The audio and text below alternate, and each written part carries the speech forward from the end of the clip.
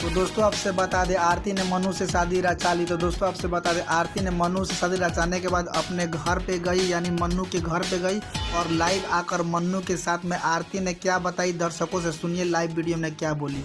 आरती अब शादी के बंधन में बंध गई है, क्या कहेंगी इस मौके से? ये बंधन में इसमें तो एक ना एक रोज तो करना ही पड़ता है कि लड़की है तो इसमें ऐसे जिंदगी तो नहीं कटता। पहले आप बोली थी कि शादी ब्याह जो है छोटू से ही आपका संबंध था। देखिए वो सब समय के मुताबिक देखा जाता है। अच्छा, ये शादी में कोई जोर जबरदस्ती भी था आपके साथ? कोई जोर जबरदस्ती नहीं। ये शादी आपने कहाँ की है? मंदिर में किया था आपने?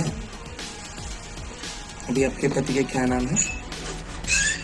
जानते हैं मन। तो दोस्तों आपसे बता दें आरती से जब हम लोगों ने पूछा कि आरती आपने बोली थी कि छोटू के सिवा मैं किसी से शादी नहीं करूंगी, तो आखिर क्यों शादी की?